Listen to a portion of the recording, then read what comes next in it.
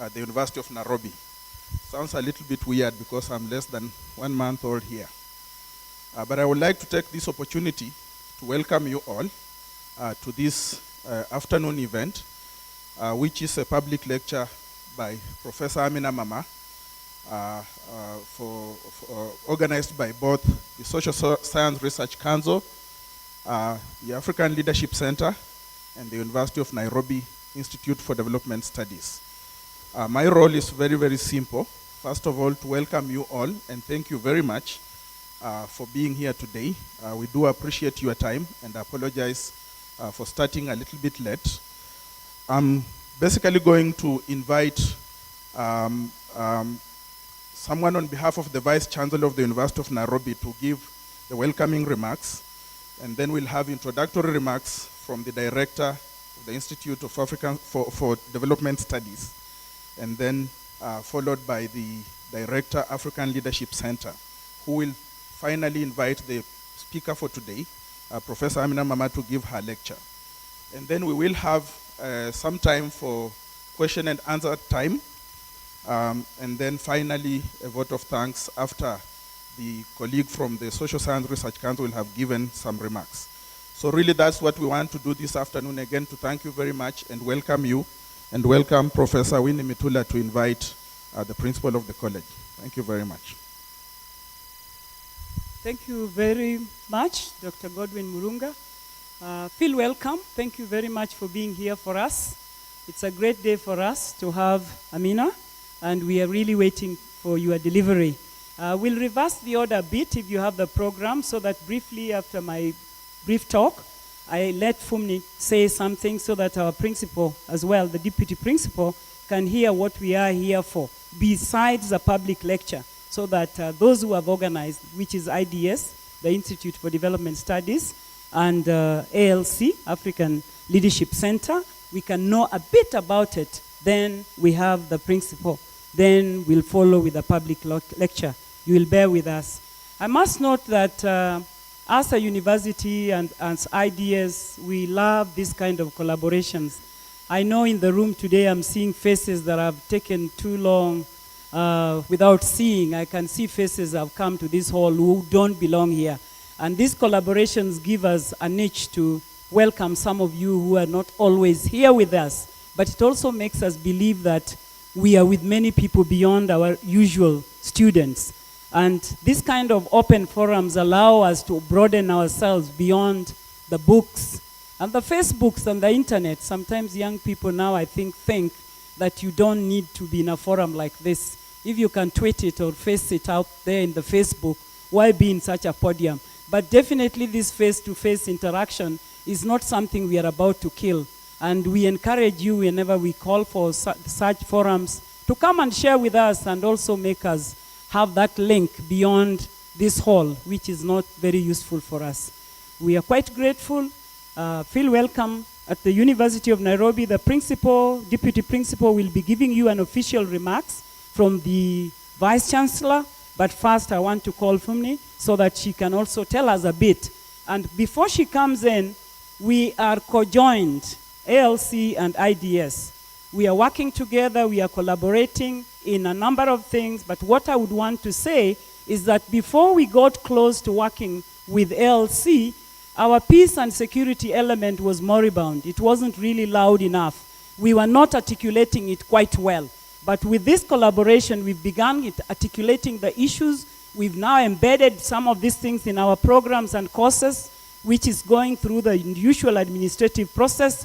And once launched, once the program has gone through Senate, we will be offering courses jointly with ALC, which we see as a great opportunity in terms of broadening this area. Thank you very much. I now call my colleague Fumni.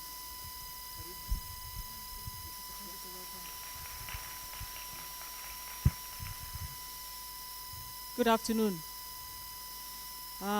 Thank you, Professor Mitula. It's a great pleasure to be here. It's a very, very first opportunity to have this kind of event as a collaboration between the Institute for Development Studies at the University of Nairobi, live here in University of Nairobi, and the African Leadership Center. I also want to seize this opportunity to say a few more words about the African Leadership Center for those who are not yet familiar with what we do. Just very briefly, the African Leadership Center was established here in Nairobi 3 years ago as a collaboration between King's College London and the University of Nairobi. But the entry point for that collaboration in the University of Nairobi is the Institute for Development Studies. And it's not an accident that that has to be the entry point. It's because of some of the shared values with those at IDS. And to give you a brief statement about the origin, the African Leadership Center started out in London in 2005. It is a place where we believe fervently that we train a future generation of African scholars, analysts, thought leaders on peace, security, and development. It has a whole family of, if you like, the trustees, with the faculty, with mentors, and so far we have trained, I believe, about 70 fellows on the program. But we knew from the word go that the only way that we can sustain this kind of initiative, because we see our mission actually as a space both mentally, philosophically, and physically, where we begin to have transformative discourses about peace and security in Africa, and development, of course. And that is the core factor that lies behind the choice of the Institute for Development Studies. If we're going to do that, that space has to be in Africa. And that space moved to Nairobi 3 years ago. And this is really, today actually, Prof, makes it exactly 3 years that the African Leadership Center was established. So it's a real privilege to see this collaboration moving rapidly like this. And I would like to welcome all our new and old partners and friends in the room. And in that process, I want to say that members of King's College London, members of the Board of Trustees, staff of the African Leadership Center, and our current fellows and past fellows are sitting in this audience as well. It's a thing of pride to be able to do that. The lecture by Professor Amina Mama offers a real opportunity to begin this kind of collaboration. And I talk about this kind of collaboration because we see in the room partners from across, different parts of the world. And there's something familiar looking about the partners. Not only Professor Mama herself, who's based in the University of California, Davis, who needs no introduction, although I plan to introduce her properly to this audience, but Dr. Cyril Obi, who is the program director for the African Peace Building Network, which has its hub here in Nairobi. So you have around this room, in this place, 4 institutions, and they have something in common: an African agenda. Of course, you can see that they're African in outlook in every way, and that really explains that what we do is truly a global discourse around these issues. That's what we want to champion on the continent, and that's what we want to connect to the rest of the world. Prof, if you allow me, without further ado, I think so that I take this opportunity to tell you who Professor Mama is before we get to the welcome remarks. Let me say a few words about Professor Amina Mama. She's currently the Director of Women and Gender Studies Program at University of California, Davis. She was the first Barbara Lee Distinguished Chair in Women's Leadership at Mills College in Oakland, California. She has previously held full-time positions at academic institutions in the Netherlands, Britain, and South Africa, where she served for 10 years as the Director of the Africa Gender Institute at the University of Cape Town. Whilst at the University of Cape Town, she initiated the flagship graduate program in gender studies and led a series of continent-wide research and curriculum development projects. I dare say there are several people in this room who have been part of that program and have been affiliated with that program in different ways. Professor Amina Mama has, in the course of her career, engaged in policy advocacy, community activism, and development consultancy. The mark of an academic, really, and that's the other thing that stands out for us about the Institute for Development Studies, the mark of an academic that makes impact in society is the extent of the reach they have into wider society. And you can see that actually in the track record of Professor Amina Mama. She has previously held positions at the Institute of Social Studies, The Hague, and the University of Bradford's Development and Project Planning Center. She holds a Doctor of Philosophy in Occupational and Applied Psychology from Birkbeck College, University of London, a Master of Social Science, Social Psychology in the London School of Economics and Political Science in University of London, of course, and a Bachelor of Science with Honours in Psychology from University of St. Andrews in Scotland. Of course, that was long before the Royal Prince went to that university. Professor Mama is widely published. Now, please acknowledge this, understand this. Her studies have a long shelf life, and I'll tell you why. These studies include Beyond the Masks, Race, Gender, and Subjectivity, published by Routledge in 1995, which in 2002 was listed as one of Africa's 100 best books in the 20th century. She's co-edited a study titled Engendering African Social Sciences by Codesria in 1997, which today is the highest selling title by Codesria. Then you have The Hidden Struggle, Statutory and Voluntary Sector Responses to Violence Against Black Women in the Home, published in 1989, and actually republished by Whitton and Birch in 1996. She has over 20 book chapters and numerous articles published in academic and scholarly journals, including African Studies Review, the Journal of Feminist Politics, the Journal of Higher Education in Africa, Africa Development, many of you will be familiar with this, the International Journal of Feminist Politics, International Journal of Critical Psychology, Development in Practice, Feminist and Scholar Online. Many of you will be familiar with the Feminist Africa Journal.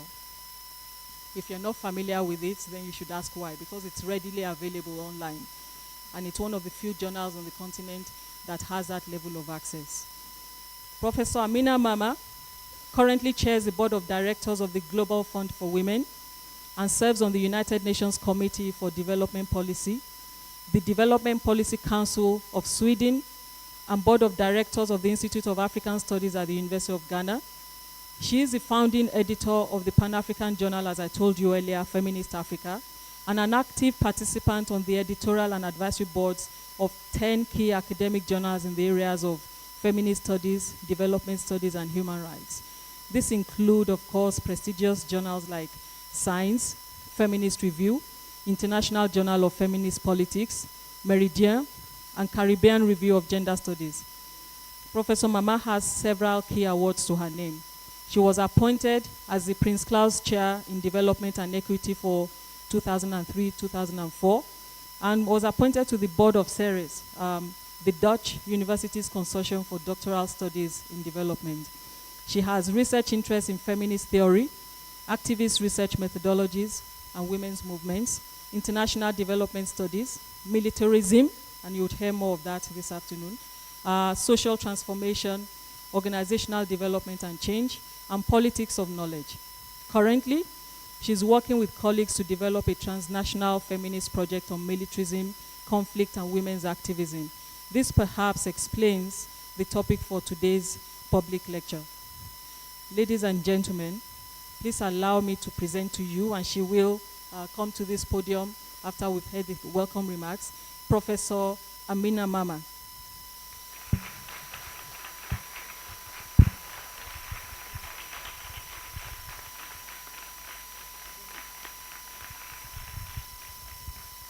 Thank you, Funmi. I thought it was worth listening and knowing before we can get the official opening remarks what we are about to have. So I will now invite the Deputy Principal, Professor Kobonyo, to deliver the Vice Chancellor's speech and also talk on his own behalf as a scholar and a member of this university. Thank you, Professor Kobonyo.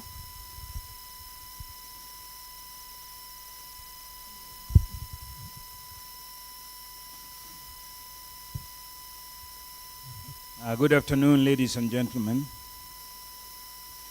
I'm representing the Vice Chancellor, who was invited to officially open this public lecture, but was unable to come because of other pressing duties. My name, you have been told, I have the Vice Chancellor's speech. I'll read it, but before I do that, let me take the opportunity to once again welcome you all to this hall and to the University of Nairobi. Particularly, we would like to welcome our guest speaker and to thank her for getting time to come and talk to us.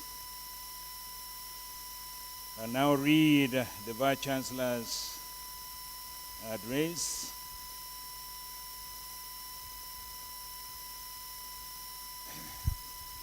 Our guest speaker, Professor Amina Mama, Professor Winnie Mutula, Director, IDS, Dr. Ofumi Oloni Sakin, Director, ALC, invited guests, members of staff of the University of Nairobi, students, ladies and gentlemen.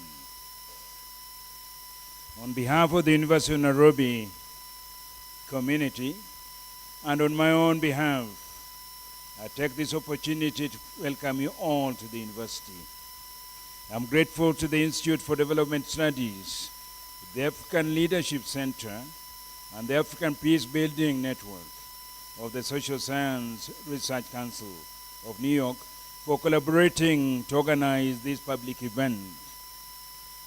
In particular, I welcome our guest speaker, Professor Amina Mama, who is going to share with us on global militarism and the resilience of African women. Professor Mama is the Director of Women and Gender Studies, University of California, Davis. We are happy that Professor Mama has prioritized the University of Nairobi by traveling all the way from North America to honor us with this lecture. This lecture comes at an opportune moment, both for the university and the continent. Only a few weeks ago, Africa celebrated 50 years of the founding of the OAU. Celebrations are not only a time to take stock of advances in continental unity, but also in dealing with issues of development, democracy, and justice. As we all know, gender justice is an important issue.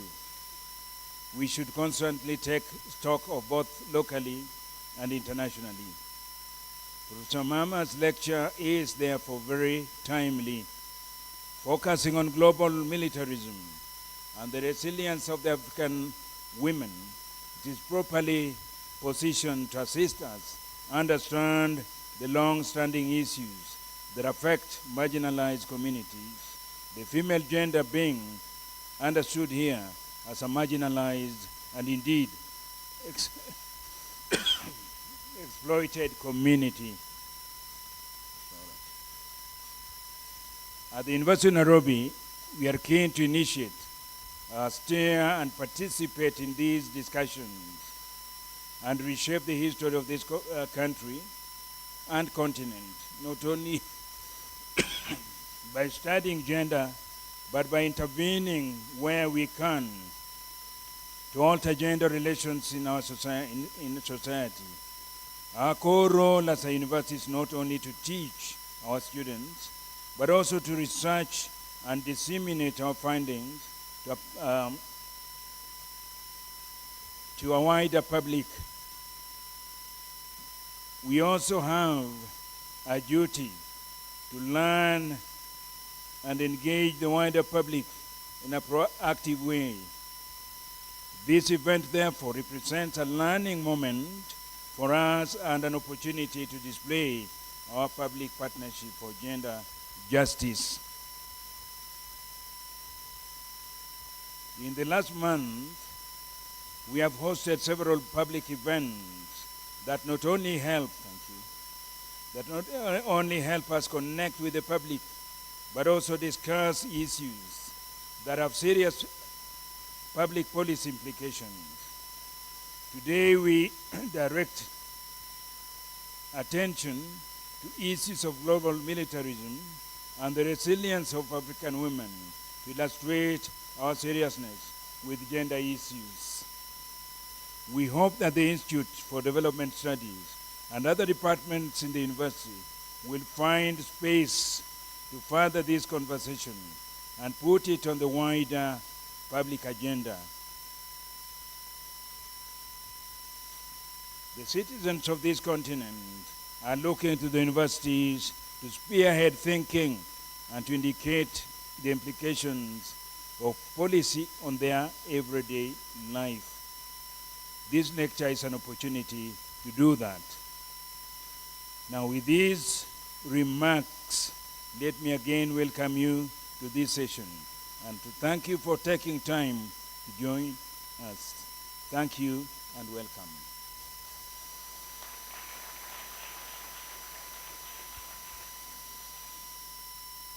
Ladies and gentlemen, I have nothing to add. Thank you. Let me then take opportunity to formally invite our key speaker, Professor Amina Mama, to come and give us a talk. Professor, welcome. Thank you very much.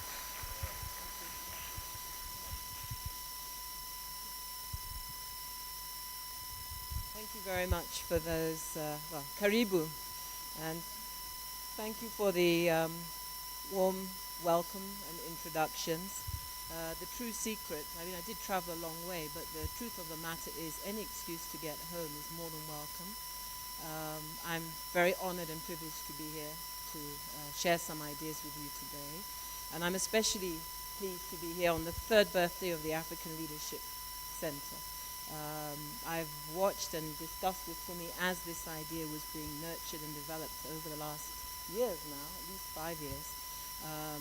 And it's wonderful to actually come and see it actually bearing fruit and existing as a vibrant intellectual hub that we hope will grow from strength to strength. So congratulations, happy birthday, and I'm especially happy to be here. No project happens without its people. So I'm understanding the audience here as being the people who are driving and supporting this kind of work. So I'm among a community of friends, and I hope that we can have a stimulating evening. Interestingly, it's almost exactly a month to the day. You mentioned the African Union's 50th anniversary. I found myself in Addis Ababa, serendipitously, addressing the heads of state summit on the occasion of the 50th birthday. And there's a great deal of celebration, 50 years. Everyone's celebrating the economic growth and the hope that finally those investors are going to rush to Africa and save us from poverty. But the real questions remain. Are we seeing growth without development? What renaissance is it without the people benefiting from economic growth? How dare we talk about growth when the majority of people in Africa are still at or below minimal survival level? So I think these are very challenging times, deeply contradictory, and I welcome the opportunity to talk a bit more. Specifically, I'm going to focus on the role of militarization as a global phenomenon, and almost the opposite of that, the resilience and vibrance of women in Africa.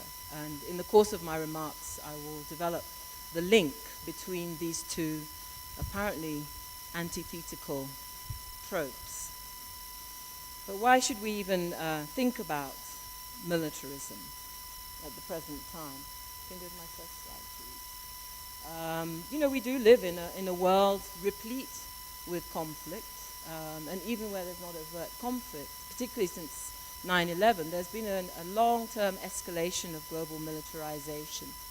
The 20th century, I found some data that states that in the 20th century alone, More people died as a result of war than at any other time in human history. 230 million casualties from declared wars.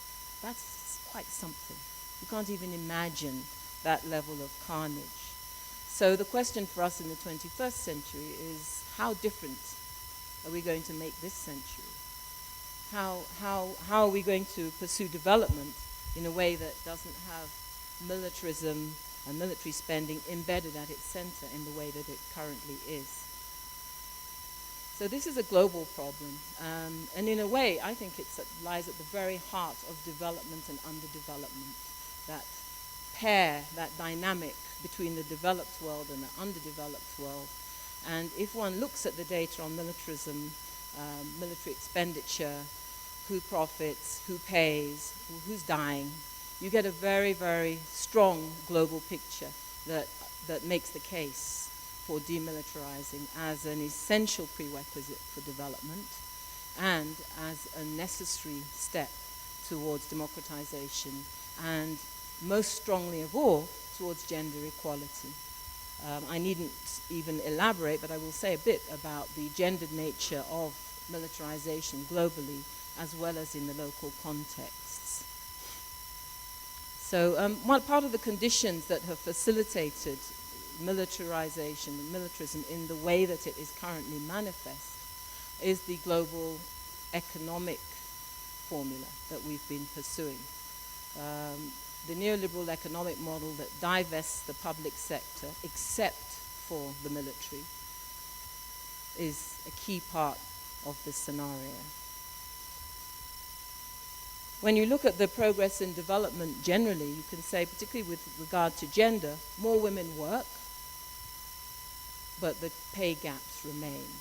More women are in public office, but the gender differences remain. So, whatever gains we've had, the path towards gender equity still has a way to go. And one of the biggest things holding that back, to my mind, is not just the military and the military expenditure, but the extension of that into the politics, to governance, and even into civil society, where electoral violence becomes a living reality in our democratized states.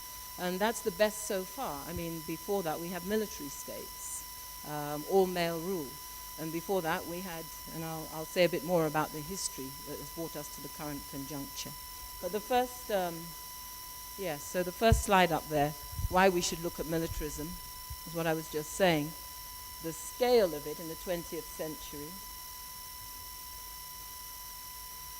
And that's just declared wars. Okay, next slide, please. So global military expenditure, again, this is part of the background to the picture. Military expenditure, and it's higher this year. It's the highest it's ever been in human history. Almost 50% of it is the United States. Second in place, Britain, China, 4%. So a huge global leader is the United States in that. And that expenditure, if we took 10% of that, every single one of the Millennium Development Goals could have been met. Everyone on the planet could have been fed, clothed, and housed. So this is the kind of development that is anti-people. It's counter. It's the antithesis of what could be done with those resources. And there is indeed an inverse relationship between military expenditure and the expenditure we invest in social, health, and educational causes. So that reverse relationship is deeply gendered. Need I say more? Military expenditure, definitely most of it goes to the salaries of soldiers, to the weaponry. It's very much a male-dominated sphere. The social sector is where you find women. When they are in formal employment in government, it tends to be in those spheres that have been divested. So you can see the overall scenario where these things counterbalance, and the military expenditure can be, we could argue, actually undermines the possibility for people-centered development. This massive drain on continental resources, on global resources, presents a reality, a material reality that is shocking. Next slide. So the global enabling environment makes it very hard to, because militarism is no longer monopolized by the state, but there are now multiple players, private contractors, private security operators, And the deregulation of the global economy has increased the level of informalization. It's very hard to track down expenditure. So the figures we have are just a small piece. But a great deal of what we would put under the rubric of militarism is now beyond the state. It's outside the state. It's in civil society. It's in the market. It's, in a sense, a function of a high-profit-focused market. So the global economy is part of the conditions, as well as the other few I've mentioned there. Coming to the African, next please. Coming to the African region, we have our own very particular history of militarized states. It's not just Africa. The definition of a modern state requires a standing army. If you did not have a standing army, you don't count as a state. Our so-called primitive acephalous societies were those that did not maintain standing armies. So for the modern state, this is a centerpiece of it. And as long as we pursue that model uncritically, we must, continue it. So at the same time, we know that in Africa, the huge investment in the military and the security, some of us would argue, has actually been the greatest threat to security. So what kind of security is this that is monopolized by military and security institutions? And to what extent do they guarantee security for people in this region? The history explains why this isn't necessarily the case, why they actually can be a source of insecurity. And Claude Ake, before he passed away, made that particular statement. If we were to think about security, if we were to ask ordinary people in Africa, what will make you feel secure? It will be freedom from poverty, freedom to walk the streets without fear of violence. It's very basic material things. So the real security is about development, what we would call development. Freedom from ignorance, poverty, disease. And that is what is antithetical to growing militarism. And the history goes back. With the establishment of modern states in Africa, as elsewhere, required the establishment of armies. However, these were colonies. So the military that were established were not necessarily, that their purpose was, on the one hand, local pacification. In other words, suppress the people and the political forces that later came to power and independence.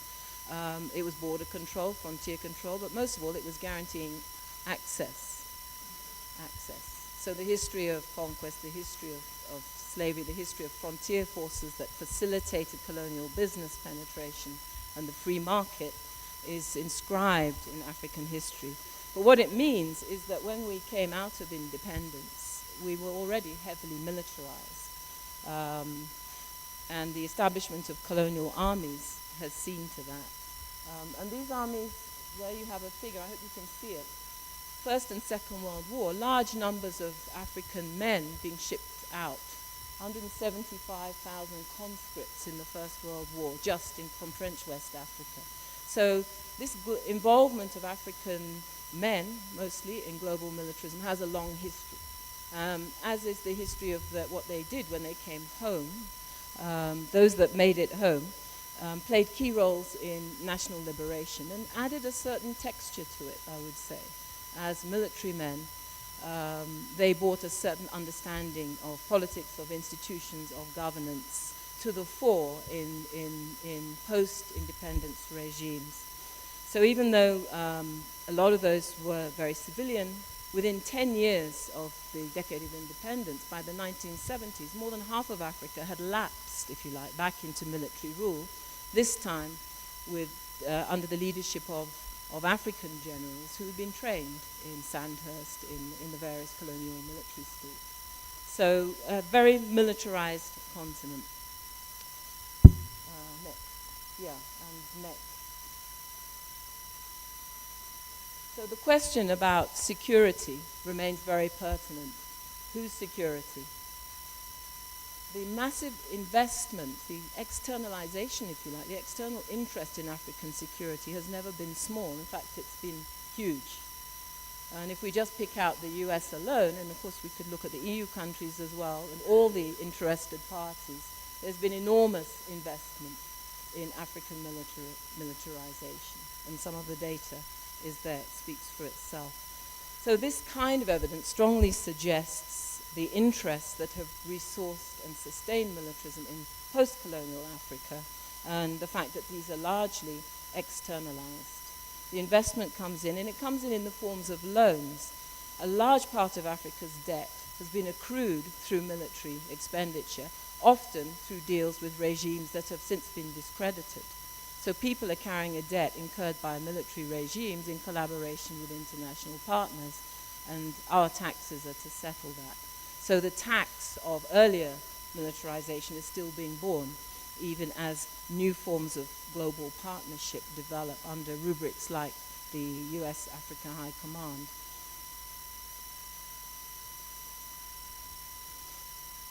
So, what would peace be for women? I'm going to switch now and we've looked at what militarism has meant for Africa and how it has, I would argue, played a role in underdevelopment rather than development. And that is especially so when you think from a gender perspective. I've asked the question, what would people say means, what does security mean for people? Well, similar questions, actually very similar indeed. What would peace be for women? You've come up with similar answers. But some of the data are that even when there's no war, women do not have security.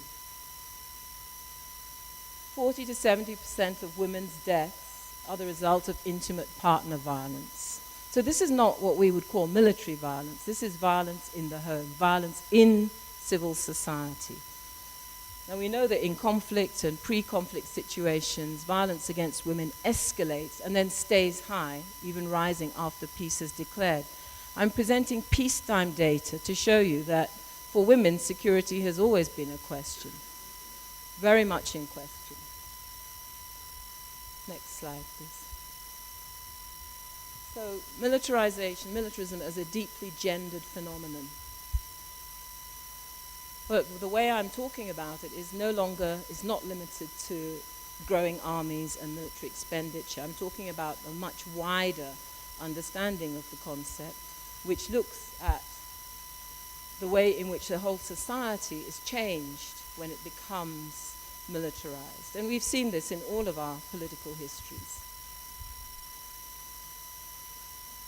So when Catherine Lutz, who did a detailed ethnography of the effects surrounding a militarized town in the US, notes that it's also a cultural shift, a discursive shift, in which societal beliefs actually they change in ways that legitimize the use of force and maintain a state of war preparedness. And coming from Nigeria, it's easy for me to concretize this by saying that we reached a stage after more than 30 years of military rule when ordinary people had so lost faith in any other institution of the army that people would say, only soldier can govern us. We lost faith in civil society. We lost faith in ourselves. And that's a major impact, an anti-democratic impact of militarization. But that's what Lutz is talking about. So, women define security very differently. I've said that. You can move on to the next slide. But the fact is that militarism, in changing civil society, also changes social relations. Lutz describes it as a deformation of human potentials into the hierarchies of race, class, gender, and sexuality that become augmented when a society gets militarized. And national history becomes shaped in ways that glorify military heroes, military action. So the whole culture of politics, the whole culture of the nation becomes distorted, if you like, or aligned to militarism. And you can hear behind this the implications for what will it take to change this. So militarism exacerbates inequalities. And over in the US, the philosopher Iris Young describes the escalation of US militarism, which of course affects us globally, as being fueled by a masculine logic of protection. In other words, it's sustained by and augments the basic gender divisions, man the protector, woman the protected. So there's a gender culture and a gender politics at the very heart of militarism. And to ignore that is just not to see the whole picture. So it's not just a male thing by any means. requires a critical gender analysis of what happens to women and what happens to men, and indeed what happens to the bifurcation of gender into extreme polarities that actually don't fit how most people live. So that's a gendered and gendering dynamic. So what is the investment in all of this? It's clear that war and conflicts are experienced very differently by men and by women. Men are often mobilized by the opportunities to glorify themselves as men through heroism, by valorizing violence and killing. And men also join up these days to accumulate wealth and to pursue the promise of sexual and other forms of adventure that are simply not enjoyed by women. So the investment is very, very different. Detailed studies suggest that of post-colonial conflict and post-military rule nations suggest that part of the answer lies in the fact that these nations continue to exhibit the political, cultural, and economic features of militarism alongside all the detrimental effects these have had on women's economic and political prospects long after the conflict has ended. So post-conflict reconstruction is not going to do anything but re-marginalize women within contemporary discourses unless we take a critical gender perspective. As things stand, the fact is that male-dominated security institutions and military forces continue to dominate the security landscape, and that this very much limits women's prospects. So in addition, so that's raises a very important question. Can the conventional security-centered strategies actually lead to genuine security? Can the conventional security strategies that we are pursuing bring about genuine security? There's some evidence that they may not. For example, the growing documentation of the fact that even peacekeeping forces get involved in the war economy and into all the inimical practices that happen in war zones. So you can send a clean new army in to a very corrupted and militarized zone, and there's a problem. So it doesn't necessarily resolve the problem. The other piece of evidence comes from the fact that not only are these forces implicated in abusing and exploiting women and girls in ways that resemble the forces they were sent in to control, but also the fact that what was anticipated as a post-conflict peace dividend for women has certainly not come through. And this speaks to how the mechanics of how DDR, demobilization and disarmament and reconstruction, and security sector reform are pursued. They often miss their target because they're not based on a deep and critical understanding of the roles that women have played in wartime. They tend to be based on mythical rather than empirical evidence. So post-colonial militarism, you've gone ahead of me there. Post-colonial militarism looks very different from colonial militarism, and one of the issues is its pervasiveness. There are no longer separate battlefields. Conflicts are happening in living communities, and this has dire consequences. Whereas the 20th century wars, the casualty statistics were such that 90% were military men and 10% were civilian. In the 21st century conflicts, the casualties are 90% civilian, 10% military. So, as I said, militarism is no longer a thing of soldiers and men in barracks. It pervades, it's diffuse, it's less controllable, and the state no longer has a monopoly on the use of violence, on armed forces. So we have multiple actors all over the place. How do women survive conflict? And this will bring me on to my sort of major argument about the resilience of women in Africa.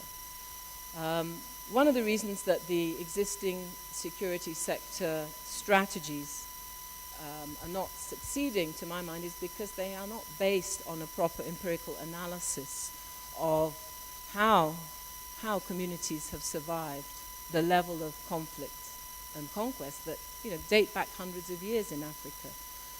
So I think the answer to the question of resilience, which everyone is looking at for different reasons nowadays, is the question of survival and what did it take? What happened that enabled African people to survive in large numbers despite the levels of conflict? It may sound like a strange argument, but when you think about the Australias and the Americas, we have a real question here. How come there are so many millions of Africans survive? And you know, that's historical, but in the present, what is it that enables African communities to survive? Now, of course, when we're talking survival, we're talking of what's left, and we will never count or calculate what has not survived. But working from what there is at the end of the day, it's worth looking deeply into the question of women's resilience and survival.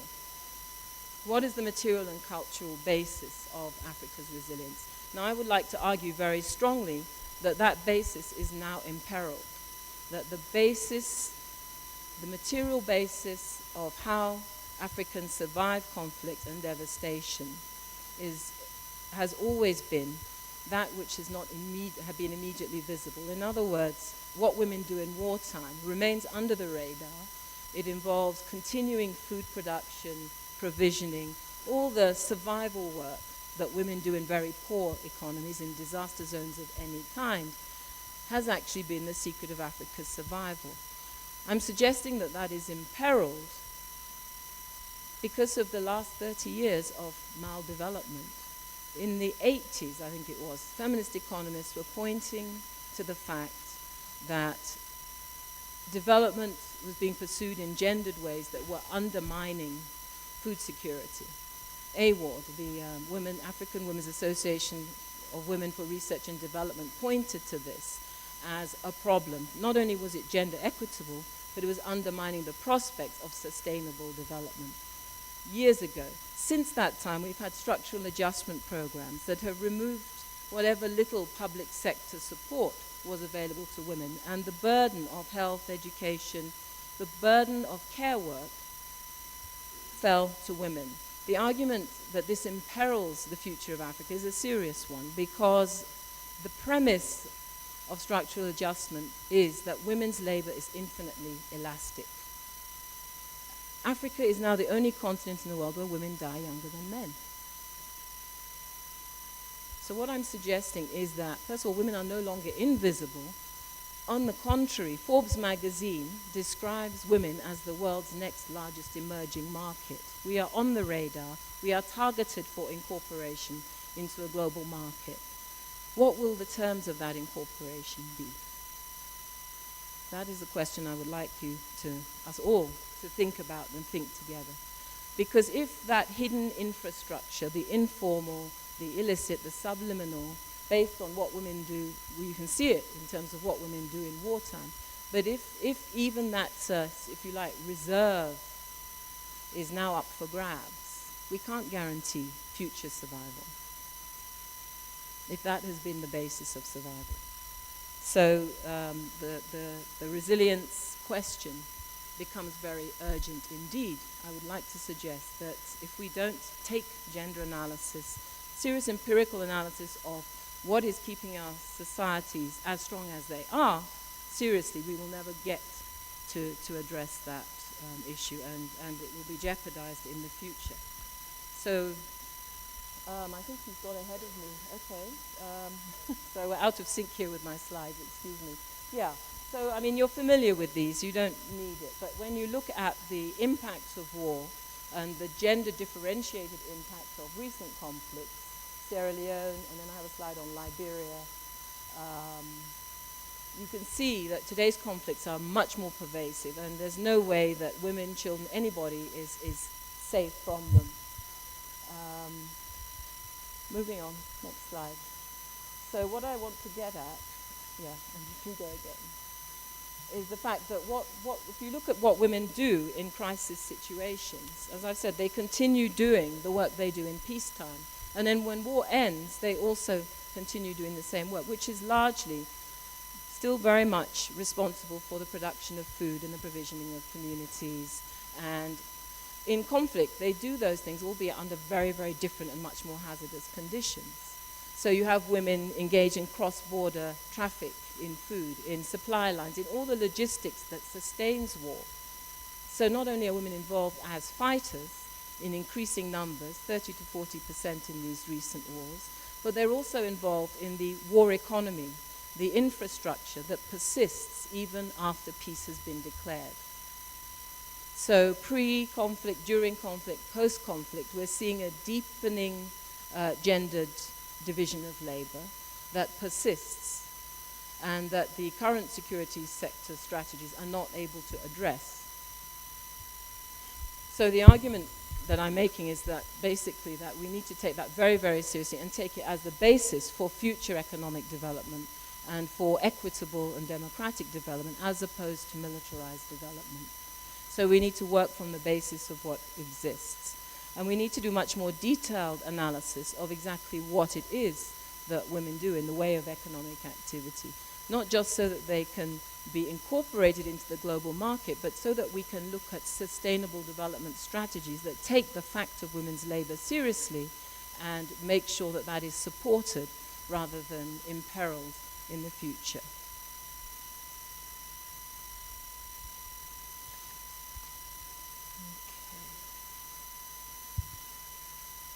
Okay, so winding up, I mean, and I didn't go into the details around the costs of war, but these are the questions I'm saying we need to look at and do serious investigation into. Right now, we just hear about the victims. We hear a lot about sexual violence against women. We hear, you know, if you like, the extreme symptoms. What I'm suggesting is that we need to do a very serious political economy of what becomes normal and how you know, the empirical basis of that in order to develop longer-term sustainable development strategies. Okay, so removing the root causes, moving just to sum up my main argument here, removing the root causes of conflicts, we would be talking about removing poverty, gender inequality, resource conflict, resource scarcity. In other words, removing the root causes would require a different kind of development. We need to enable women to lead solutions by strengthening existing capacities, both of organizations, movements that have supported survival and peacemaking so far, and we need to do exactly the kind of work that this forum is undertaking. Train a new generation with critical perspectives on the maldevelopments that have occurred in pursuing militarized models of development. So building a whole new cohort with a different mindset is critical. And in the meantime, we can also look very carefully at what various women's networks across the region have been doing.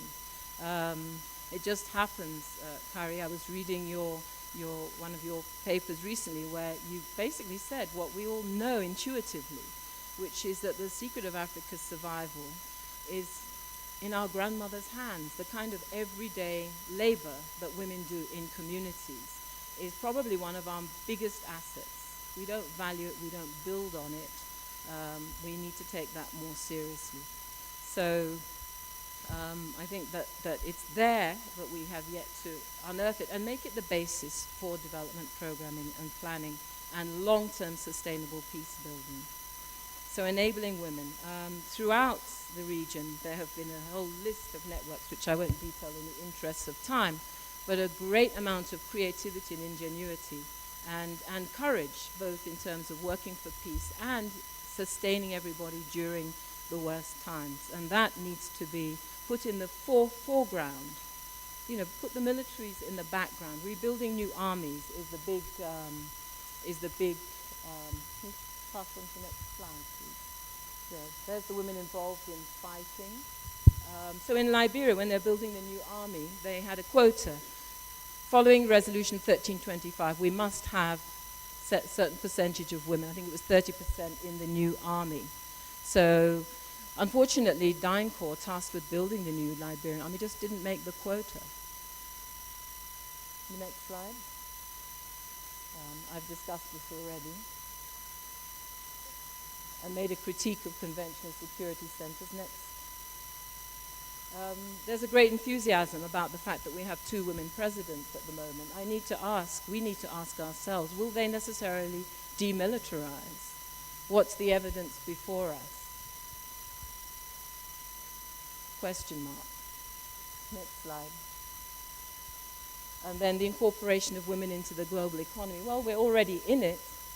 The war economy exacerbates gender divisions within our participation in that economy. And the answer that is very popular is that of microcredit. Enable women to become entrepreneurs and do micro-enterprises. Well, I'm surprised to hear that because we've always been very entrepreneurial, certainly in West Africa. And the question of whether small amounts of credit and loans will enable the kind of transformative development is very much debatable. It helps some women, but it's not about economic transformation of the kind I've been advocating here today. Yeah, and we can build on the legacies of women peacemakers and build critically on those legacies. With every achievement, we also have lessons to draw. And the story of those two women is familiar to all of you. They've both won the Nobel Peace Prize. They work in very different terrains, one in government, one outside. So there we have two perfect case studies that would illustrate some of the difficulties of mobilizing across state and civil society under present conditions. And will involving women in security, like women presidents, it's a limited solution, I would like to suggest. A lot is being made of it. Whether it will provide the answer. Will having more women reduce the level of sexual harassment and rape in wartime, for example? Well, within the US military, they have the highest number of women ever, and the man in charge of prosecuting and monitoring sexual harassment was just charged with sexual assault. So, you know, it's a question. Can these institutions actually, you know, peer review themselves and change? Highly unlikely. Will involving more women in security apparatus necessarily change the culture of those institutions? It's the question. Right? And winding up, we need to ask very different questions. How have women been organizing? Let's look closely at what we've been doing already and are doing today. Most of these very active networks are seriously under-resourced and barely recognized. And yet, I'm suggesting that they hold very important keys to rebuilding and ensuring sustainable, equitable development. Okay, and as I've said, if we listen and look carefully at what they do, we come up with very different models of security, models that advocate redistribution of resources away from military spending and into social and educational and other forms of development. Okay, so to conclude, I would suggest that contemporary militarism is sustained by very enduring political, economic, and cultural processes, all of which are very deeply gendered. They rely on gender and then they make gender divisions more extreme.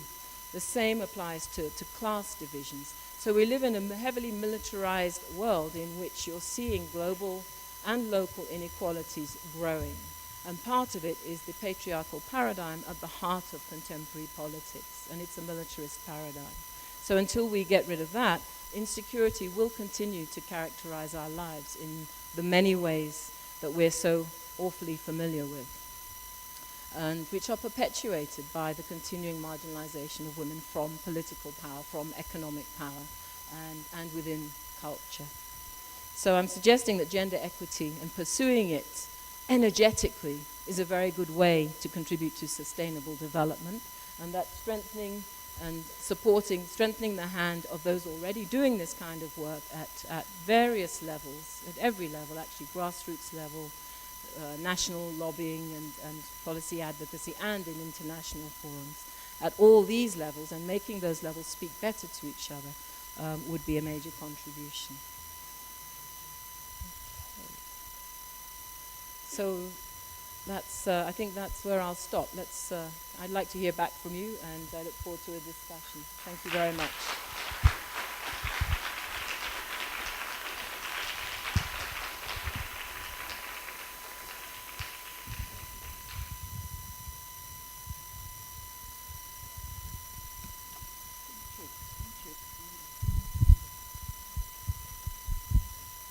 Thank you very much, Professor Amina Mama for that extremely illuminating lecture on militarism and resilience.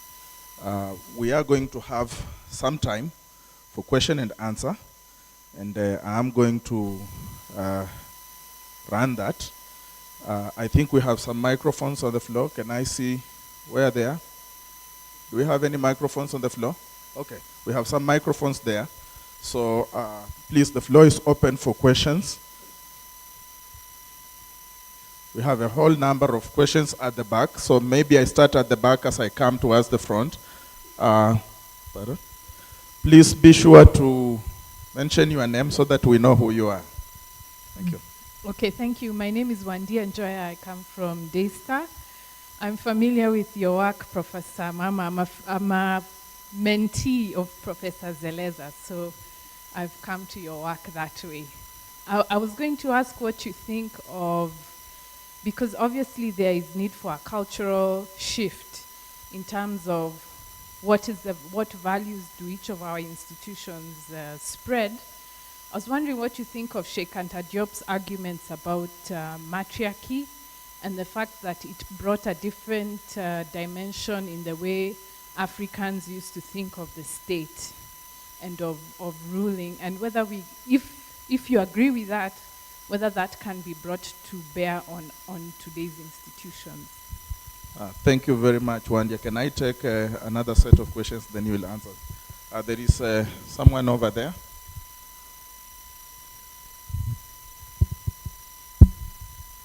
My name is Josephine Irene Kangori. My area of interest is church-state harmony, and I'm very happy for the presentation that you have given. And one of the challenges I have seen in terms of conflict is when people have gone so far ahead in their profession, only at the last minute to be asked to give 100% knowledge of theology. And I think that has driven many people out of their career, not to understand. So it is important, even for ladies, to have basic civic education so that in terms of participating in national development, and to encourage anyone who is an MP to talk whenever there is a discussion, especially areas where there are conflict, and to consult those who have experience, even parties that have experience, even if they are not ruling at the moment. Thank you. Yes, please. Right here. Well, my name is Michael. I'm a student of International Security Studies from the Institute of Diplomacy and International Studies. My question concerns how, I rather ask about how Peter Fever, who's a civil military analyst, when he talks about civil military problematic, when he says that constantly nations are in pursuit of power and national interest, so they create a force, which is the military force, for their protection. But in turn, the same people who created this force, they tend to fear the force. My question concerns is incorporation of women in development will help reduce women assaulting when they are involved in the military or in wars, or rather, should we improve on the civil military relations of between the population? In this sense, I would tend to think it's women versus the force. Thank you. Thank you. Can I have one more, and then I'll bring the discussion on this end? Please. It's a gentleman there. Thank you. My name is Owala Ucheng, an alumni and a member of the Social Democratic Party of Kenya. I'm very much pleased with the presentation, madam. Actually, one thing about the African women, one thing that we should realize about the African women is that they form half of the African population, and they also give birth to the remaining half. And it's one thing that we should highly appreciate our women. And one thing that makes our women become more casualties of these conflicts that have been happening is that most of the conflicts are politically fueled, and most of the solutions are always channeled through political means. But when they come to its application, you find that the women are not involved, in these political structures. And so when it comes to implementation of these solutions, which are found through political means, then it becomes very difficult to implement them. But one thing that I may say is that when the founders of the AU, who made us OAU, who made us celebrate 50 years just the other day, the founders of the AU were actually looking for one day that Africa will have one military, so that Africa can be one and protect itself on its own. One thing that we should know is that Africa states don't need a military. Actually, for example, in Kenya here, you find that many farms are restructuring and thinning down their staffs and such like stuff. But we wonder why the military still remains to be bloated, and they use a lot of funds, yet their input into the society at the moment, we can see it's very low. Another thing is that African military is different from the military from the States and the West. African military is just there to protect. But you see the military in the West and the US, they are there to destroy completely. We saw what they did, to Iraq. We saw what they have done to Libya.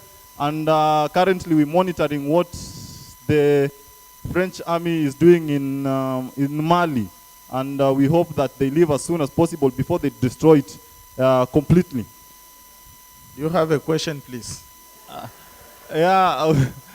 Before a question, you can. I tend to believe you can also give comments. Yes, rather, thank you. Thank you. But I want the others to comment, so make it short so that we can proceed with the others, please. Yeah. What I'm trying to think of is that, as in like in the African context, is it really the right time that we should think of how best we can incorporate the military, we can incorporate women into the military, or rather we do away with the military as a profession and sensitize everyone to be and sensitize everyone or empower everyone with military skills, because military is about defense and everyone can participate in a military. Military is not profession. Even our women, when they become casualties, we need to give them the skills on how best they can protect themselves, so that whenever a situation arises, we just choose a few of the best to go and solve this, to go and salvage the situation, not military as a profession, something like that. Thank you very much. Thank you. Can I ask Prof to respond to this, and then we'll go for another round of questions. Thank you. With pleasure. Thank you. Thank you. I'll start with one boy. Wandia. Yeah, Wandia. Hi. The question about Sheikh Anta Diop and the matriarchal legacies of Africa. It's been a very long debate, particularly among feminists and within women's studies, but also in anthropology. A debate that what used to be pre-colonial societies were very often had different gender political configurations. And some say matriarchal. You know, any society that, just to show that modern societies are basically patriarchal, whatever went on before, where the colonials ran into societies that were more gender equitable, they set about, I mean, I have examples on record. British colonial officer Hall in what was then Burma, arriving and finding that women were, quote unquote, unmanageable. Men were not in command of them. Actually advocated, wrote home to Britain and said, the thing we need to do is establish a national army to make men of the men. So, I mean, it was a deliberate policy to create the gender inequities that we have, whatever went before. What went before was different in different places. So yes, there were definitely elements of political systems in which women had more power. Whether there was ever one in which was truly matriarchal, you know, Ifeanyi Majume's work basically points to dual systems, that you had coexisting patriarchal and matriarchal elements. Now, what we do know about modernization, and particularly the brand of modernization that came in with colonialism from Victorian era Europe, was that it gendered, that it bifurcated gender, it sharpened gender relations. So, you know, there's not a simple answer to your question. There is evidence that women had much more political power in some African societies, but I'm not one who would join the argument. Actually, it comes straight out of Mrs. Kuti's challenge to the British left in the 1930s. We had equality till you came, she wrote in an old newspaper. Certainly, there were different configurations of gender power, and I think in that history there are definitely things we should excavate and bring forward, because the sites of female power are what got excluded and erased with colonization.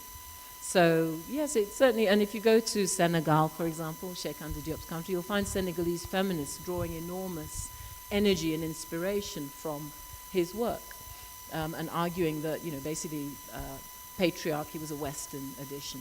It varied from one place to another, but there's currency in it, and I think it's worth exploring as we explore any historical legacy for inspiration. The civic education thing, I couldn't agree more. I think that the current conjuncture with both neoliberal globalization and militarization has very much undermined the possibility of a social contract between state and civil society. For that to succeed, the state has to be delivering something to civil society.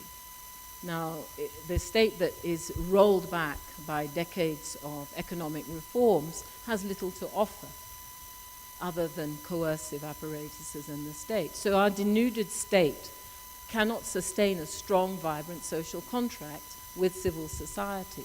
And we can educate civil society all we like. It won't be enough if the state is not delivering to civil society. What would we do? Brainwash them into believing that it was? So building a strong social contract is an educational issue, but it's not the only issue. The issue is, what is the state doing? How is it performing? How do we make it more accountable? And then the conventional social contract, feminist philosophers criticize it, describe it as a sexual contract, because it was premised on a particular gender division of labor that's characteristic of our societies. So what, basically I would say that we need to have a different kind of social contract that is gender equitable and more democratic than the old model of liberal democracy. So I would want something more radical, and civic education would be part of it, perhaps in terms of mobilizing people to work for it. Civil military, I think I've picked up a bit on the incorporation of women into the military. I discussed it. First of all, women in Africa have not ever shirked from being involved in military action, whether you're talking national liberation. Look at Kenya's history of women's involvement in the Land and Freedom Army. So we've never been as outside it as perhaps 20th century Europe. But including women into militarist institutions that are not serving development won't help anybody. In fact, we might want to boycott them. No one's been able to tell me why the new Liberian army was unable to recruit enough women. Some said it's because they're too malnourished and they didn't meet the standard. Well, then surely the government should have done something about that. I suspect that many of them are just battle fatigued and didn't want to join an army, but that wasn't the answer I was given. So, but the point is, there wasn't any affirmative action to make it even possible to have a gender equal army. So they don't. So they have an old army. To Africa, I asked the heads of states, do you need armies? How often have you been invaded? Actually, it's nothing to do with resistance to invasion, because the biggest army in the world is in a country that has never been invaded. It's invaded everywhere, but the US has not ever been invaded. So there's not a relationship between risk of invasion. And there are historical examples. Sierra Leone in the 1960s wanted to dismantle its military and not have an army. They were told that aid would be cut off, that they must have a new lean army as part of development. So it's been an intrinsic, externally driven and insisted upon, as well as, local male politicians like to have armies, I think. So there's both internal and external dynamics that have kept this thing taken for granted. There's a tiny country that can't defend Mali. I mean, what use was the army? Sorry, poor Mali. But many of our militaries are so dysfunctional and so dangerous to people that I think we should ask the question, do we have to have national armies? I was concerned that the limited imagination of the heads of states is only to now do a Pan-African army. Well, if that allows us to shut down all the national armies and somehow, minimize militarism, we could go for it, perhaps. But it bothered me that they're thinking of adding that at a time when actually we should be thoroughly embarrassed at the lack of security on the continent. But the fact that we all have armies and there is there is a serious lack of security means that these are not the answer. And I go back to Claude Ake. Poverty, real security is ending poverty, ending a lot of the conflicts are rooted in resource struggles, distribution, survival struggles, and then just acquisition, good for-profit activities. So I don't think involving women in that setup is going to help much at all. Ochieng, thank you for your comments. Let's have some. Okay, thank you. Can I have some more questions? I think I will come lower, and it's a set of questions here, please. Amboy?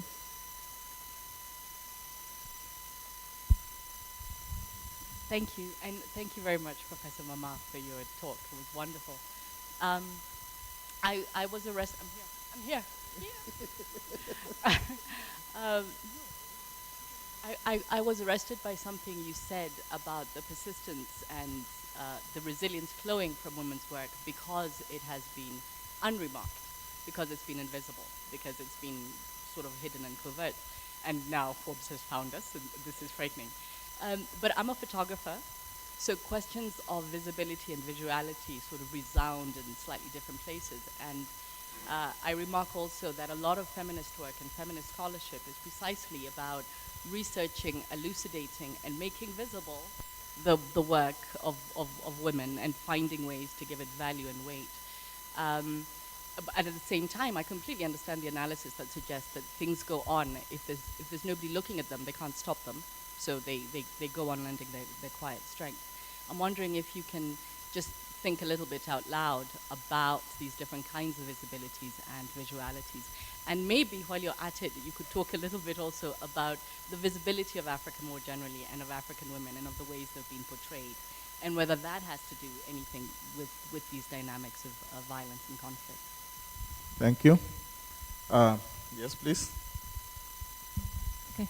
Thank you. My name is Kerubo Abuya. My question is actually very related to what Wamboi is talking about. Leveraging the work of Rian Eisler, I'm not sure if you're familiar with The Real Wealth of Nations. Rian Eisler has done some work around redefining our economic models. I think you did talk about that. And actually one of the ways Eisler talks about that makes women's work invisible is our conventional economic models, like GDP, relying on GDP. So she talks about capitalism and socialism. GDP does not include the informal economy, most of which includes the work of care, women's work. So that in itself makes women's work invisible. So what's your thinking about that? I think you did talk about perhaps we don't need to incorporate women's work into the global economy, but what's your take on that? Because if we cannot really give value to the actual work that's being done in the informal economy, which is life-sustaining work that someone pointed out, including giving birth and taking care, and all the great things that are done, as you say, during war and outside war. I'm just curious to know what your thoughts are about that. Thank you. Thank you. Please pass over the microphone to. Good afternoon. I'm Anne Mitaru, and thank you very much for your talk. You did mention something that caught my attention, and I'll read it back to you and then ask my question. You asked, can the conventional security strategies and structures that we have guarantee security? Picking from this, it's a really interesting question, and you suggest no. However, what are your thoughts in looking forward? Right now, for example, we have the Intervention Brigade in DRC and MONUSCO. We have AMISOM in Somalia and the UN mission starting there. We have the mission of the AU and the UN in Mali. We have UNMISS in Sudan. I mean, we have conventional structures as we have known them. My question to you is, in framing your question, where do you see us, if we cannot, with the existing structures, guarantee security for women, men, and children, where do we go from here? In your view, where do we locate our work, our energies, to ensure we're transforming the landscape for security for African citizens? Can I take one more? Please.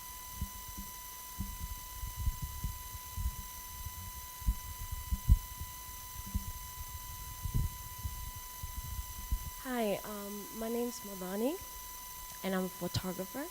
My question is, there hasn't been much talk about the soft power that's coming through humanitarian aid, as you've seen in the case of Haiti after the earthquake.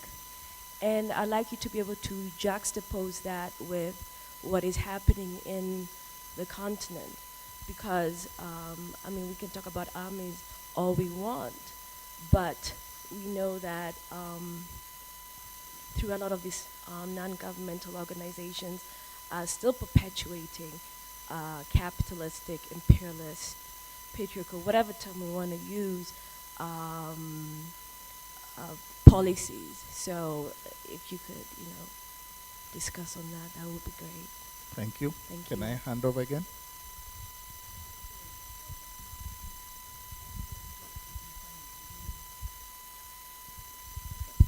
Thank you. Excellent comments and questions. I'm in good, challenging company here. It's great. Thank you. Thank you. I'll, give my humble offering. On the questions of visibility, I agree. We're caught in a dilemma. And the way I think it, because yes, we've been, as women involved in movements, we've been condemning the invisibility and the erasure. And part of the reason for that is because we're being incorporated anyway, but the terms of that incorporation have been so unfavorable. So being invisible didn't protect. So we pushed for visibility. Now that we're visible, it's opened up a new set of challenges. So I like to think of it as being on a continuum. There's no going back to invisibility. And the way the world is advancing, it would not help us to, no one can stay underground anymore. Look at the surveillance. I mean, there's very little, less and less can be hidden, and less can be underground and protected in the way that was before. So there's no moving back. But if we want to negotiate better terms of inclusion, then that's, if you like, what we have to do. The visibility is there, but we can redefine the terms of that visibility, because what are we seen as? The next big emerging market. What does that mean for us to be a market? It doesn't mean we're going to be the captains of transnational corporations, I promise you. Right now, it means micro enterprises and small projects, not that women will be given shipping lines to command and things, So it's still very gendered. So I think it's about negotiating negotiating the terms of our visibility and the things that we would like from that, instead of it being an externalized discourse that we are subjected to. So it's about pushback, and there's no going back. So it's about pushing for more favorable terms of entry and actually gathering ourselves together and thinking, so what do we want? Do we want lots of individual entrepreneurs? Do we want to use our imagination? Do we want to set up much larger scale cooperative enterprises? There are lots of examples in other parts of the world that are probably very interesting to look at.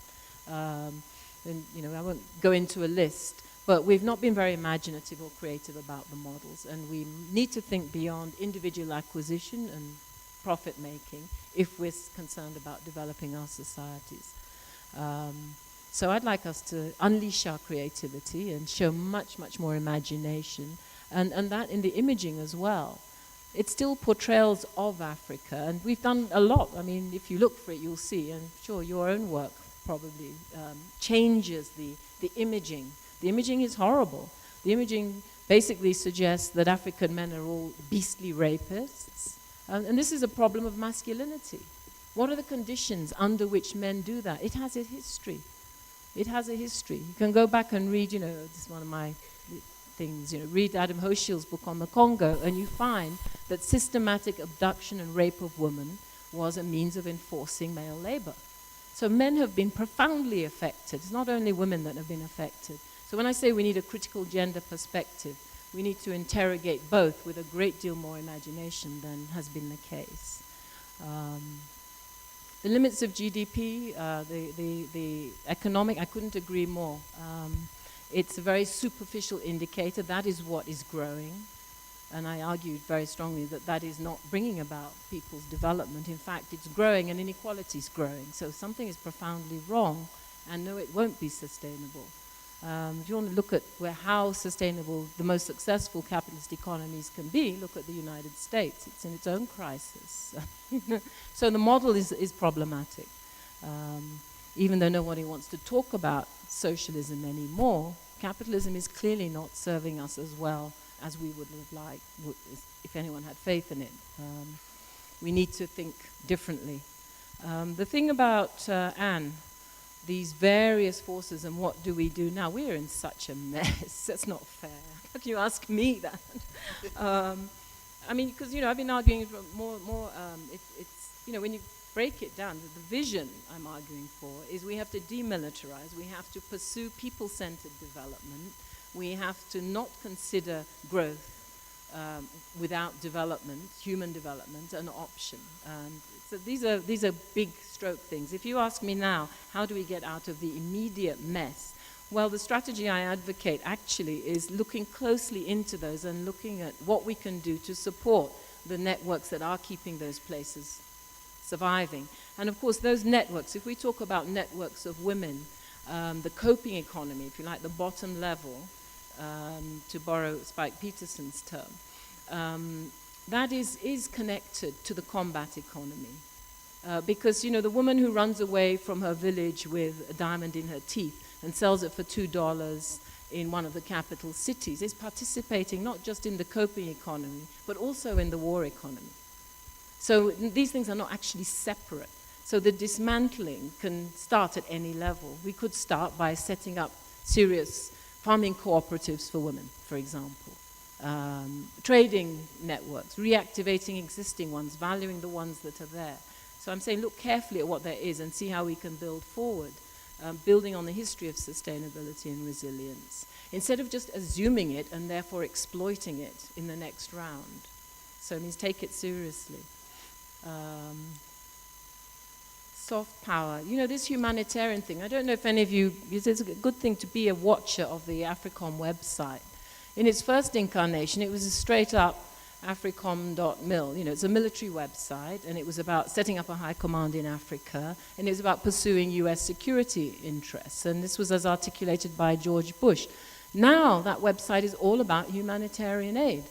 You've got American soldiers holding babies, digging wells, going to schools, doing AIDS prevention work. So the military has repurposed its image. Has it repurposed itself is a separate question. But I think it's a sorry state of affairs when the only institution you can call into a disaster zone is an army. Look what happens.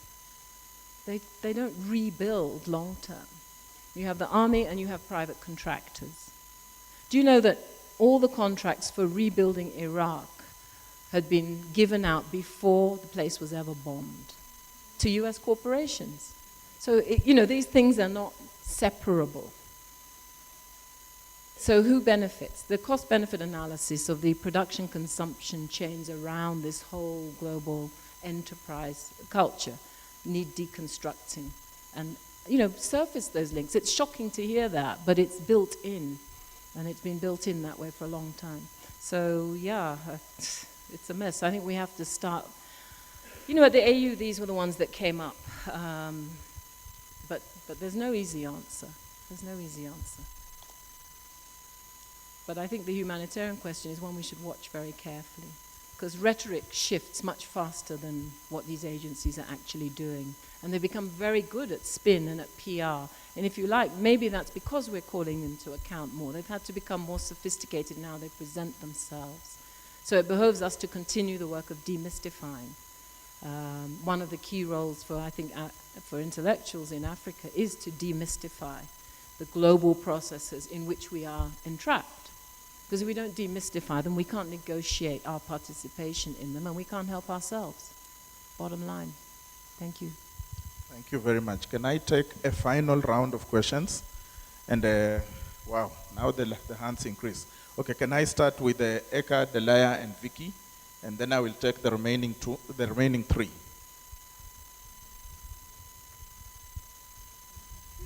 Thank you very much. That was a really incredible lecture. I'm Eka with the African Leadership Center. And my question was to do with the fact that throughout your lecture you reference a lot to militarism and neoliberalism. as, really at the heart and at the center of the challenges we see today. And these are major global phenomena. These are so dominant globally. And here we're talking about Africa and how this affects Africa. And yes, you reference how it affects things globally. But, how are we going to be able to engage this? They're so incredibly dominant, and we're talking about two major issues. I mean, on the slides you show us U.S. Military spending. How is Africa going to begin to engage, that sort of space when we see what's happening in the U.S.? We've seen all the financial crises, several over the last couple of decades, and that does not appear to be challenging capitalism in the way many of us had hoped it would. So, the way forward really against that background. Thanks. Vicky? My name is Vicky Karimi. I'm an alumni of the Africa Leadership Center. My question is around UN Security Council resolutions. You talked about 1325 and 1820, and I'd like to hear you speak a bit more about whether you consider this as working within the militarized framework or as alternatives for inclusion of women in peace and security, whether they're contextual enough and enough analysis has gone into how they're implemented in Africa.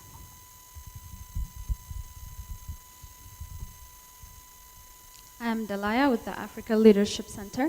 I have two questions. The first question is about research and how we approach gender research in general. And it goes with what Eka has said, how we will be able to bring African perspectives into these research and how we will be able to connect what we find with actually influencing policy. Because like you see, you find, important things and structures should change, but you see African countries more responding to, Western countries twisting their hands and just increasing the number of women in parliament instead of bringing actual structural changes. And how do you see us approaching this in a way that we can actually influence those decisions? The second question goes with conventional military that you mentioned, particularly with UN peacekeepers and the allegations of them involving in sexual violence and wherever they are operating in. First, what do you think of strategy, if it exists, and why do you think it persists, and how would we be able to address it if we really want to bring actual change? Thank you. Thank you. Can I just take the remaining? There were only two questions. This gentleman here and the lady over there. I'll take those two and then close the discussion. I'm very sorry for those ones who I won't, I can't manage. Please. Thank you, Madam Samuel. My question is directed to women, and especially you. You find that most of the things that you're trying to tell us is true. And you find that we are trying to demilitarize our women, maybe to put more effort and include all the women as far as maybe peacekeeping is concerned, and to make sure that something to do with war and maybe sexual violence concerning women. But you find that according to most of the researchers that have been going on, women don't want to be included in most of the forces that maybe recruitment, as far as you find that maybe in a group of 10 men, you find that one lady wants to be recruited in one of the forces. So how are you, have you ever done a feasibility study, maybe outside there, during recruitment, if women are incorporated in these kind of activities, such that they can be able to allow themselves to be included in the forces and get that chance of maybe demilitarize that kind of notion? Unless the government, EU organization must come in place. Are you doing anything to partner maybe with the government to see if we can bring more women to the board to participate in those activities? Thank you very much. Thank you. There was that lady over there who had asked, who had wanted to ask a question. So can we get the microphone to her? And that will be the final question for the afternoon. Hi, my name is Maggie Mothama. I work at UN Women, and I actually work on implementing UNSCR 1325 in Kenya. My question really refers to how realistic is it to envision a demilitarized world? I think that I have a friend who always says that it's good to establish an ideal and then to work towards it. So I think it's a good ideal to have, but I don't know how realistic it is in the current context in which we exist. I think the role of 1325 covers women's increased participation in peacekeeping, peace building, conflict prevention, conflict resolution, and post-conflict recovery and reconstruction processes. I think maybe what we need to do is expand what we mean when we say peacekeeping and peace building, because you often find that some of the issues of contention have to do with poverty and inequality.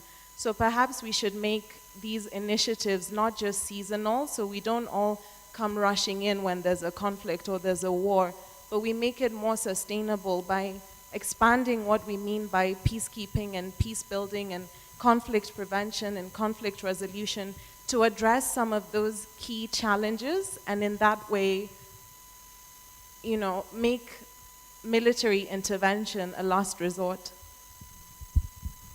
Thank you very much. Yes, Prof. You want to force a question? Okay, please. It seems like it's really burning. Can I give you 30 seconds? Thank you. My name is Dak Bos Gabriel. I'm a past year student of law at Presbyterian University of East Africa.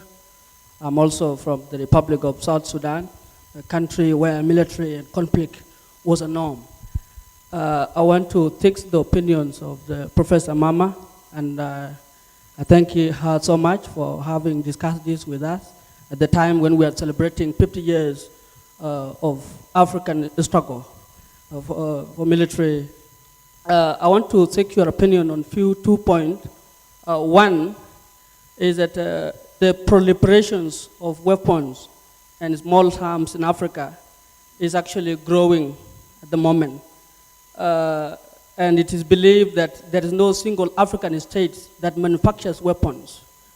Do you think it is the former colonizers are bringing weapons back to Africa, or it is the African states that bring the weapons to Africa?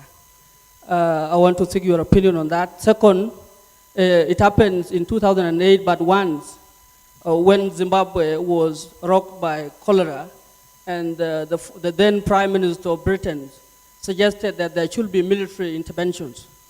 I hope you have a root in that country. Do you, in your opinion, do you think in such scenarios, can the military be involved if at all the country is rocked by a drought or a cholera disease? Can there be military intervention? Thank you very much. Thank you. Please.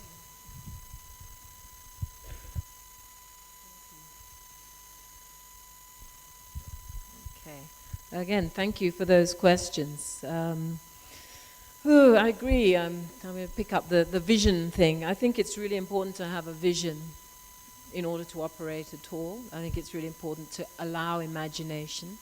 I think the constraints and exigencies of survival and, you know, the long-term stress that we all live under make it very hard to have imagination. So I think it is one of our jobs, demystification and unleashing imaginative and looking at possibilities in order to chart directions that are not so driven and compelled by the status quo.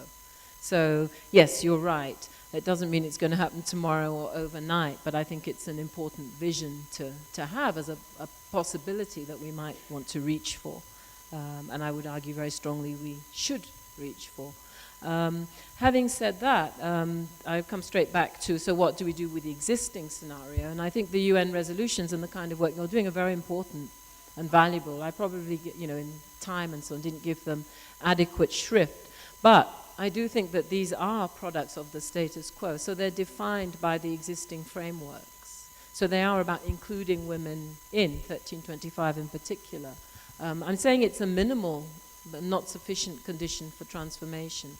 I apply the same logic to the question of women in politics. 50%, 50-50 would just be the first step. We've already got that in Rwanda. You know, Africa leads the world in this. First democratically elected polity to have more than half women.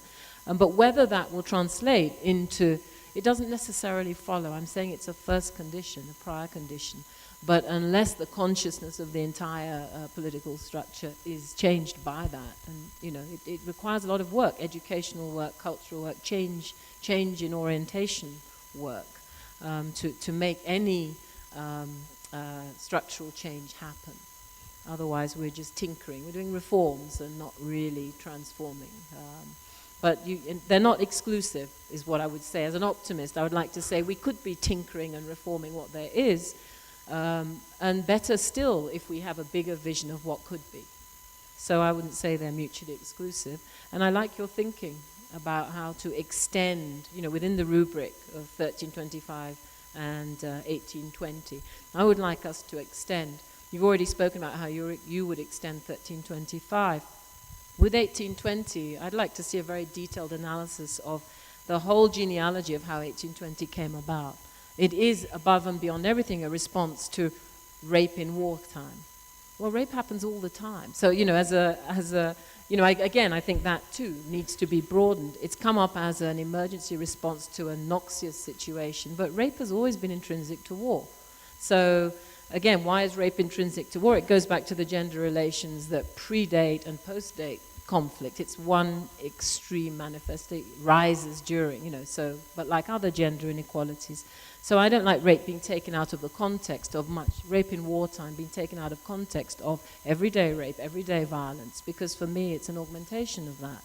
So the resolution that speaks to rape in wartime, or rape as a weapon of war, is limited by that. So as it focuses on that, it obscures all the everyday nature of this thing. So I'm concerned about the limits of policy, although we must advocate for and pursue policies to their maximum. I don't think that would they're not necessarily transformative.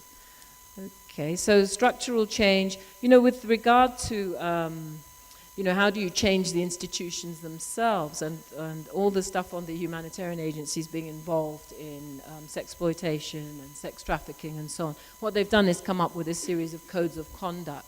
So there's a lot of educational work going on in those institutions, as if that, you know, in the hope that that would reduce the amount. As I said, from the analysis I'm giving, you can see that I think this is a fundamental feature of the institutions we have.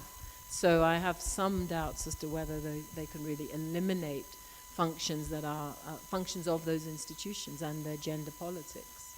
So, yeah, codes of conduct, monitoring, policing. Well, you know, the US police sexual harassment in their military. I think that example points to the limits of that strategy. When something is systemic, it's inbuilt in the system. South Sudan. Ooh. The question about weapons, well, so I think South Africa produces weapons, but you're right. Basically, all the weapons are imported, and they're imported not just by governments with, you know, through international aid channels, but also informally and increasingly informally and illicitly. And this is facilitated by a deregulated global economy.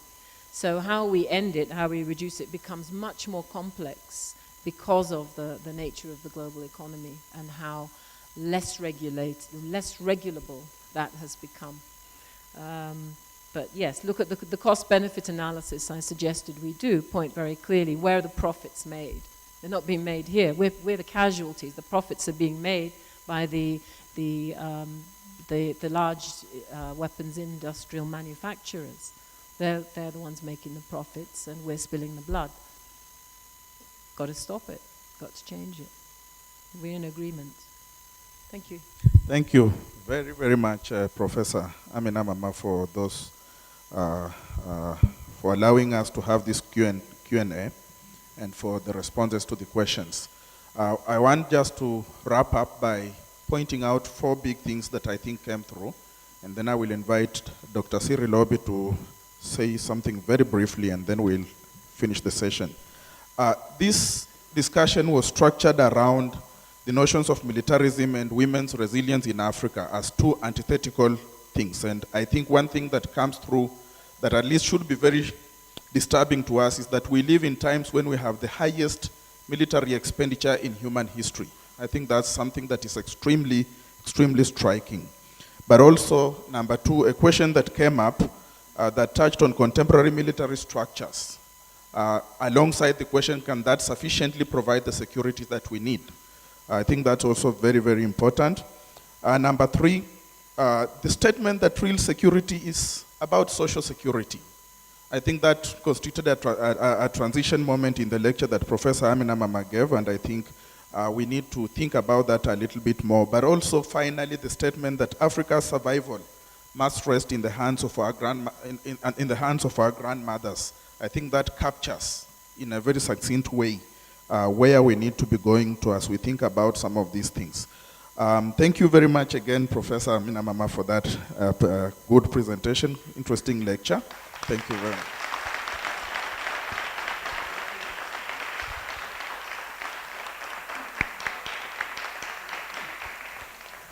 For me, one of the things that has been very interesting listening to Professor Amina Mama since the 90s is how she tests the boundaries of knowledge and always manages to push it just beyond where you think that needs to be stopped. And I think we are very, very grateful, both as the African Leadership Center, but also as the University of Nairobi IDS, that you had the chance to come and speak to us this afternoon. Let me invite Dr. Cyril Obi from the Africa Peace Building Network of the SSRC to say a few things before we wrap up. Thank you very much. I think it's an honor and a privilege to stand before you this afternoon. I will start by thanking Professor Mama for giving us food for thought. It's been a very stimulating and interesting, and I would say inspiring lecture. My duty is very, very short, very small.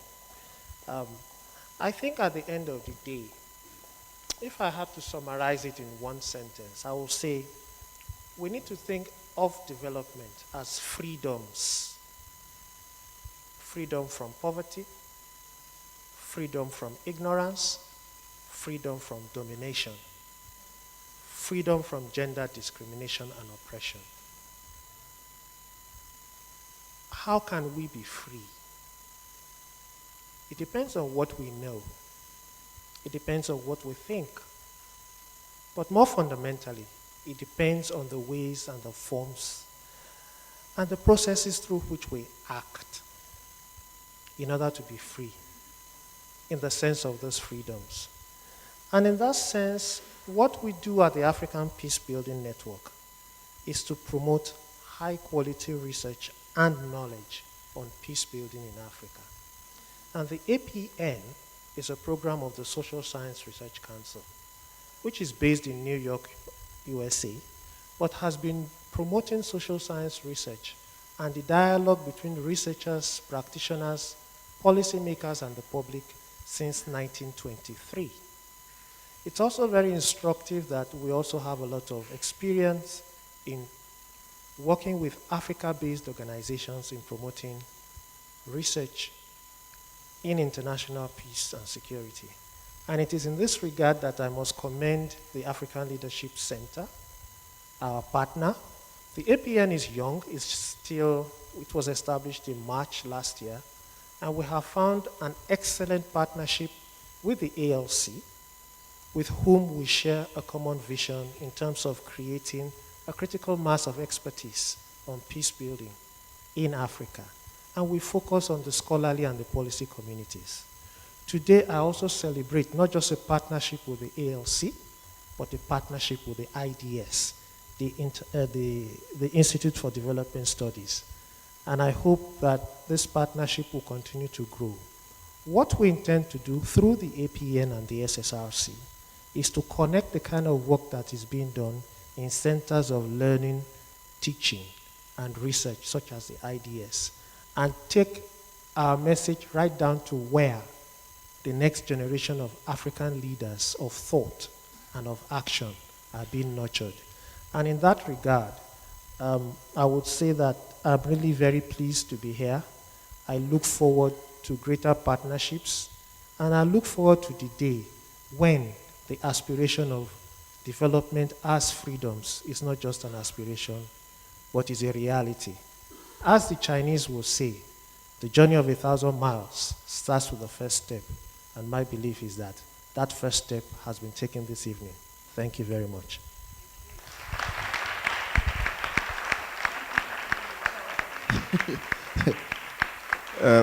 Thank you very much, Dr. Obi.